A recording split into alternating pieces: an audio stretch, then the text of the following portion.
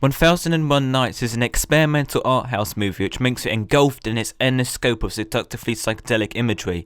The plot, I felt, however, was a bit harder to follow, but I feel like this cloudy perspective is cleared through rewatching it, and even on the first viewing it's not impossible to tell what's going on.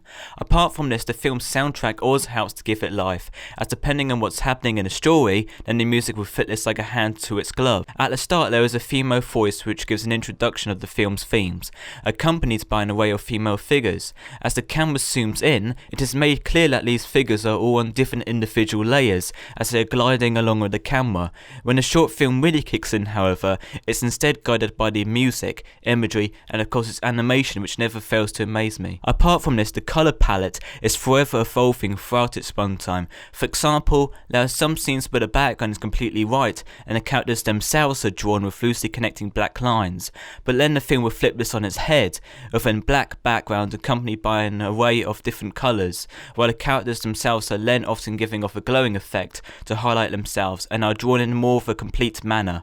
But apart from this, you have to keep in mind that what I'm saying here can be applied quite loosely, as the rules are bent rebelliously throughout the short, and so I'm more just saying how I perceived it at first glance. So apart from this, I like that the short is left up to your perception of what takes place, and how this is cared for through its animation, art, and music, so it'd be impossible for me to truly give a fully accurate timeline of the events, as there is, at least to me, no definitive canon as to what's taken place. Also apart from this, the sex scene was executed phenomenally. Everything in the short really is a product of its own world, with its own set of logic, and which is independent of ours. So its portrayal of sex is almost otherworldly, as the bodies quite literally form into each other as this section of the film takes place.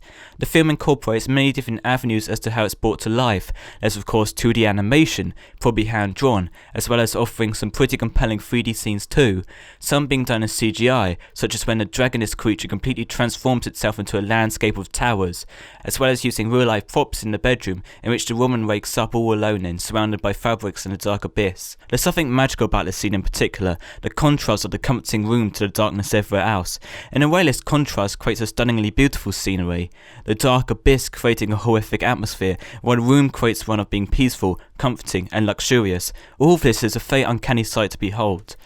Apart from this, the dragonish creature suddenly transforming itself into a gorgeous view of towers furthers my admiration for the creators, their artistry, and how they use this to break the boundaries of what we perceive as logical. Even when these different art forms are presented in the same scene, it still doesn't feel out of place and or take you out of the experience. Instead, it serves to transcend your experience, and which makes me even more fond of this movie. In conclusion, I thought that this short was very groundbreaking, using a wide range of ways to bring its animation alive, pushing what we perceive as logical, and so much more that I can't possibly condense into a conclusion. You'll just have to watch the short film for yourself, and form your own in-depth opinion that way.